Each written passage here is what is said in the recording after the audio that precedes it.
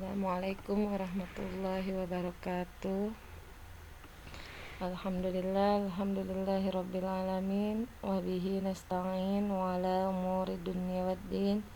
Wassalatu wassalamu ala asrafil anbiya'i wal mursalin wa ala alihi wa sahbihi ajma'in.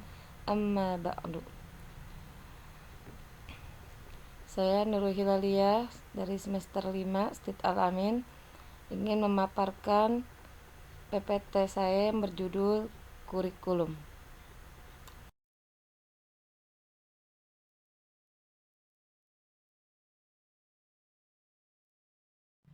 Pengertian kurikulum. Secara istilah, kurikulum berasal dari bahasa Yunani yaitu kurir yang artinya pelari dan kurer yang berarti tempat berpacu. Dalam dunia olahraga, pada zaman Yunani kuno yang mengandung pengertian suatu jarak yang harus ditempuh oleh pelari dan garis start sampai finish. Sehingga kini istilah tersebut diadopsi ke dalam dunia pendidikan dan diartikan sebagai trek atau lajur yang harus diikuti seseorang untuk mencapai tujuannya. Secara terminologi, kurikulum ada yang menyebutkan sebagai mata pelajaran yang harus dikuasai anak didik secara kognitif untuk lulus dan mendapat ijazah itu. Menurut tradisional sempit, ada pula yang menyebut yaitu sejumlah pengetahuan yang harus ditempuh atau diselesaikan oleh siswa guna mencapai tingkatan tertentu secara formal dan dapat dipertanggungjawabkan atau modern.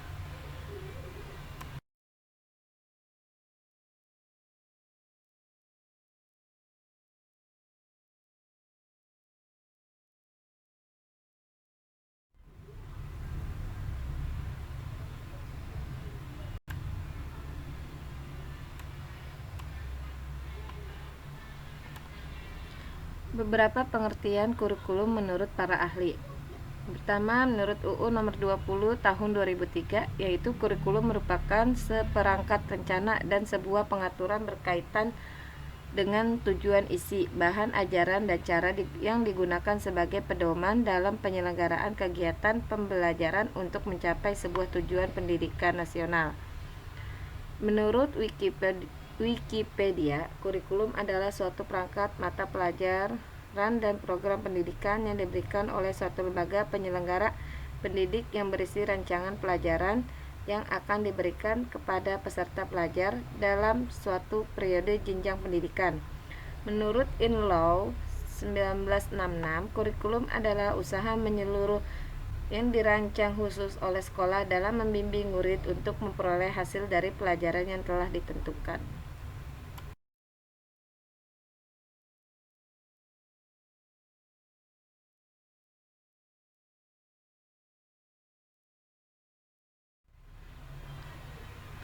Sini ada fungsi kurikulum. Yang pertama, fungsi penyesuaian. Kurikulum mampu memberikan penyesuaian diri dengan perubahan yang terjadi di lingkungan atau dinamis.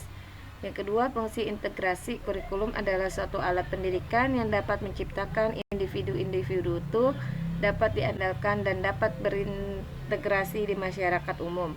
Fungsi diferensiasi. Kurikulum juga sebagai alat yang dapat memberikan pelayanan terhadap perbedaan-perbedaan pada setiap siswa yang harus dilayani dan dihargai.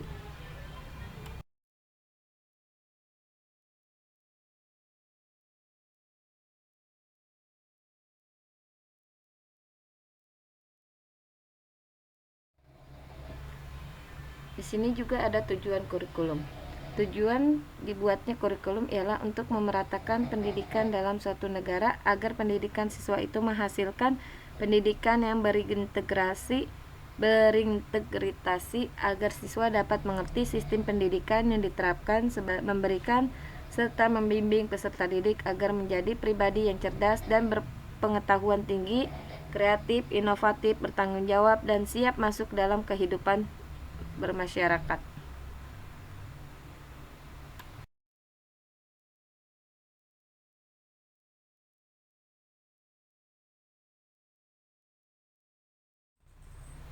Di sini juga ada manfaat kurikulum.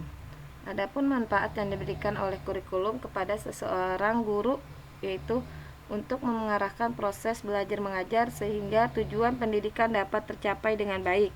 Kurikulum dapat digunakan sebagai pedoman untuk merancang, melaksanakan, dan mengevaluasi hasil kegiatan pembelajaran.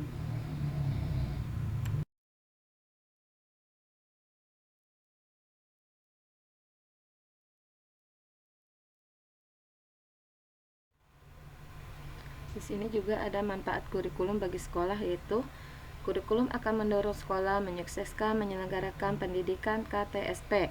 Kurikulum akan membuka peluang bagi pihak sekolah untuk mengembangkan kurikulum sesuai dengan kebutuhan. Dan kurikulum juga dapat digunakan sebagai alat dalam upaya mencapai tujuan program pendidikan.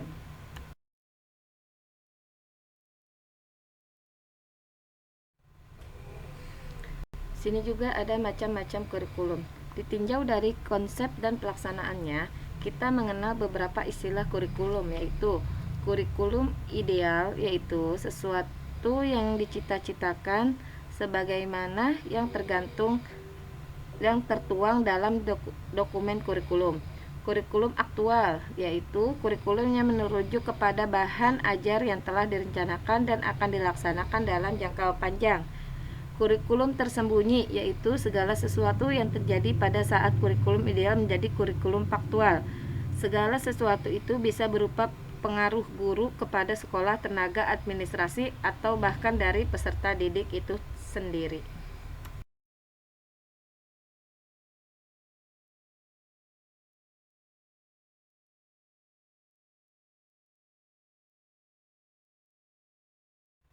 Di sini juga ada komponen-komponen kurikulum.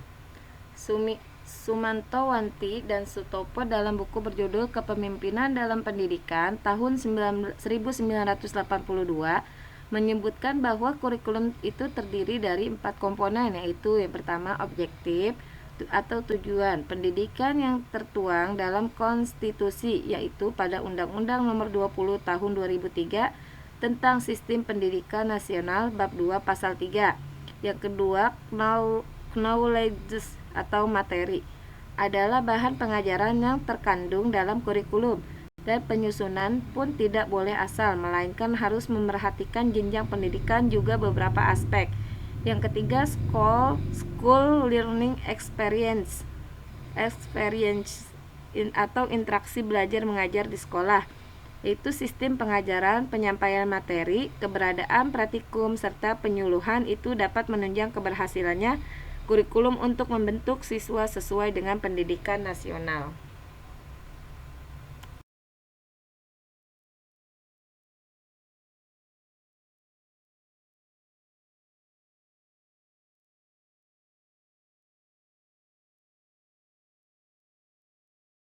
Baik, kesimpulan dalam PPT kami yaitu kurikulum adalah perangkat mata pelajaran dan program pendidikan yang diberikan oleh suatu lembaga penyelenggara pendidikan yang berisi rancangan pelajaran yang akan diberikan kepada peserta pelajar dalam satu periode jenjang pendidikan.